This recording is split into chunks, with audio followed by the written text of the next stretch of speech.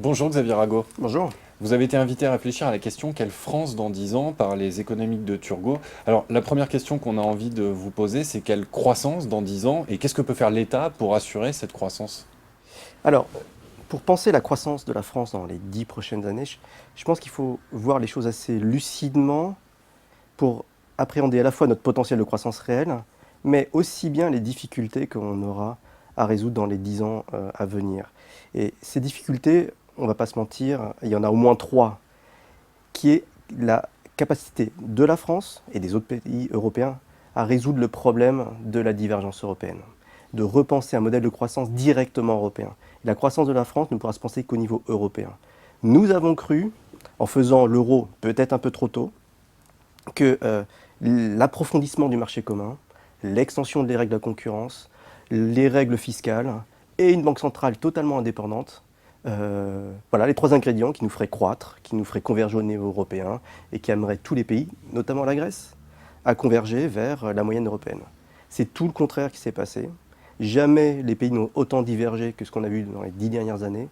Coût du travail, inflation, taux d'intérêt réel, prix immobilier, tous les éléments qui sont liés aux facteurs non échangeables, donc pas directement intégrés dans le marché commun, tout cela a divergé de manière sous-jacente. Il nous faudra au moins 10 ans pour faire converger tout ça. C'est la condition de la survie de la zone euro. Donc la première étape, c'est sauver la zone euro. Il y a un débat, est-ce qu'il faut sortir la zone euro? Je pense que ce débat est assez naïf. Le coût de l'explosion de la zone euro serait terrible. Donc il faut faire ça, faire reconverger la zone euro.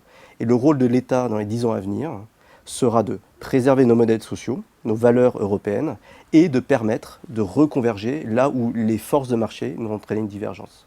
Et je suis de ceux qui pensent que un de nos problèmes fondamentaux, c'est le fait que le coût du travail allemand reste 20% en deçà de la moyenne de ce qui devrait être au niveau européen, et que nous avons un déséquilibre européen manifeste. Le pays le plus exportateur du monde n'est pas la Chine, c'est l'Allemagne, notre voisin, alors que la France, qui est très proche au niveau industriellement, a son taux de chômage historique. Ce désajustement européen, c'est cela l'enjeu. Alors justement pour la France, est-ce qu'on peut encore miser sur l'industrie pour assurer un petit peu de croissance?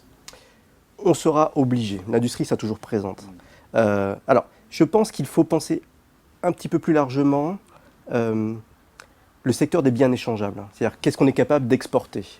L'industrie fait 80% des exportations, 80% des dépenses de R&D, et 80% essentiellement des gains de productivité. Bon. Mais je pense qu'il faut penser plus largement maintenant l'émergence de services échangeables et notre capacité à vendre autre chose que des biens industriels, manufacturiers, plus largement d'autres choses que l'on peut vendre au reste du monde. Donc il faut penser la politique industrielle en remettant en cause ce qu'on sait de longue date, mais l'opposition un peu binaire entre industrie et services, et penser promouvoir notre capacité à s'insérer dans la division internationale du travail. C'est un grand mot pour dire que grosso modo, si on veut importer du reste du monde, importer nos t-shirts, nos voitures, il faudra bien exporter pour le reste du monde pour avoir les moyens d'acheter aux autres. Donc il nous faudra exporter. Et à ce titre-là, notre secteur industriel sera toujours un élément, dans un futur proche, clé de notre capacité à exporter. Xavier Rago, vous avez dit il y a un instant que l'État devait préserver notre modèle social. Est-ce que celui-ci est pérenne? Faudra-t-il y toucher dans les 10 prochaines années nécessairement pour justement qu'il soit pérenne? Il y a différents niveaux de débat sur notre système de protection sociale. Ce dont j'ai l'impression, c'est que dans les 10 ans à venir, puisqu'il faut faire reconverger l'Europe, puisqu'il faudra absorber ces montagnes de dettes privées et publiques, notre modèle social sera un atout pour nous aider à absorber ces difficultés, pour éviter l'explosion des inégalités, pour éviter que les bas salaires s'enfoncent dans des niveaux de consommation très très faibles qui pèseront à terme sur la croissance, comme ce qui se passe dans le débat américain. On est très loin des inégalités américaines, mais maîtriser les inégalités, c'est ce que permet notre modèle social. Mais c'est sûr qu'il faut le moderniser. Et il y a des choix politiques qui peuvent être décidés dans le débat démocratique. Nous avons un modèle social qui redistribue beaucoup et qui taxe beaucoup. C'est ça la différence avec les autres, c'est qu'on prend beaucoup d'un côté pour donner à l'autre. C'est un choix politique, c'est un choix de socialisation. Laissons le débat en décider. Ces éléments-là, j'ai des idées en tant que citoyen, mais en tant qu'économiste, plusieurs options sont sur la table. Il y a d'autres éléments qu'il faudra clairement appréhender plus directement, comme les retraites. Pour stabiliser les retraites, d'autres réformes sont à venir. Est-ce qu'il faut augmenter les cotisations? allonger le temps de vie active ou faire moduler les indemnités lors du départ à la retraite. Il y a plusieurs leviers possibles.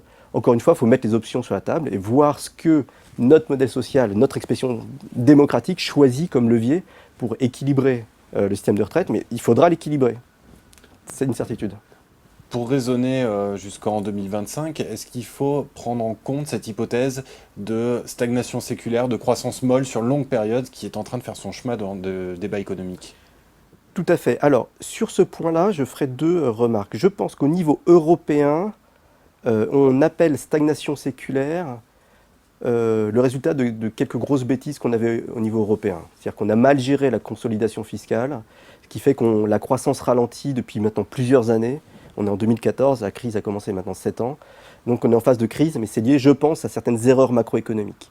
Donc je pense qu'il faut mettre de côté cette perspective un peu européenne qui est liée aux problèmes européens en tant que tel. Maintenant, il y a un débat légitime sur quelle sera la croissance de long terme. Est-ce qu'on va connaître des gains de productivité qu'on a connus dans les 30 Glorieuses ou pas? Et c'est vrai qu'il y a deux écoles qui s'affrontent. Une école un peu pessimiste, celle de Robert Gordon, et d'autres écoles plutôt optimistes, desquelles j'ai tendance à faire partie, je l'avoue. Je pense que les gains modernes, des formes modernes du progrès technique, comme le numérique, comme demain les biotechnologies, vont changer vraiment notre quotidien. Et on va passer probablement de la croissance au sens strict à une notion de progrès économique. Mais je pense que tout ce qui sera en termes de préservation de l'environnement, la question environnementale, qui sera en termes d'émancipation des individus, la capacité de se connecter, la capacité à discuter à distance, avoir accès à toute la connaissance, à la culture, la capacité à interagir avec des objets connectés. Je pense que notre quotidien va profondément changer. Ce sera du progrès économique, ce ne sera pas de la croissance au sens strict du PIB qui va croître, mais je crois qu'il y a des potentiels de croissance qui vont changer notre quotidien, qu'on sous-estime complètement en regardant juste cette notion un peu vieille de croissance du PIB, des gains de productivité globale des facteurs, des éléments comme cela. D'autres indicateurs sont donc nécessaires. Voilà, justement, c'était la question qui venait. Vous opposez progrès et croissance. Je pense par exemple à la productivité, dont la mesure indique effectivement qu'elle est en baisse depuis les années 2000, malgré tous les progrès liés au numérique. Il faut revoir les indicateurs, Xavier Rago? Il faut compléter les indicateurs. Je pense que les indicateurs traditionnels, comme le PIB, sont toujours utiles et seront utiles. Pourquoi? Parce que ils sont utiles pour déterminer justement ce qu'on appelle pudiquement les assiettes fiscales. C'est-à-dire que grosso modo, la capacité de l'État à prélever des ressources. Et donc, ces indicateurs seront utiles pour prévoir les déficits, donc prévoir toute la dimension fiscalité publique, qui est adossée à cette croissance nominale et au PIB, qui est un grand élément de la macroéconomie. Donc, cet indicateur un peu traditionnel de PIB, de croissance, d'inflation est utile. Mais ça reste la boussole aujourd'hui. Ça reste la boussole qu'on regarde dans une direction qui est celle de la fiscalité publique. Mais on peut regarder dans une autre direction, et dans deux directions en particulier, la soutenabilité globale, donc le monde qu'on laisse à nos enfants, donc la question environnementale. Il faut massivement investir pour préserver l'environnement, même si ça décroît la croissance à court terme. On perçoit le gain d'avoir un environnement sain pour nos petits-enfants. Le gain, il est incalculable en termes de... On est prêt à ralentir la croissance durablement pour avoir un monde non pollué.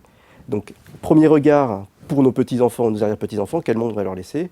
Puis le second regard, c'est notre quotidien, le temps libre qu'on a, notre capacité d'émancipation, d'avoir des loisirs, d'avoir des jeux, de faciliter notre quotidien. Et ça, c'est la qualité des services, la qualité des biens produits, la qualité même des relations au travail. Et ça, définitivement, il nous faut d'autres indicateurs. Qui n'existent pas aujourd'hui. Qui sont en cours de construction, mais il faut les mettre peut-être encore plus de manière centrale dans le débat économique et en faire des objectifs économiques. Le but de l'économie, c'est probablement d'être plus heureux ou d'être moins malheureux. Je laisse ça au débat. Mais donc c'est le progrès, c'est pas forcément la croissance. Xavier Rago, je vous remercie. Merci à vous.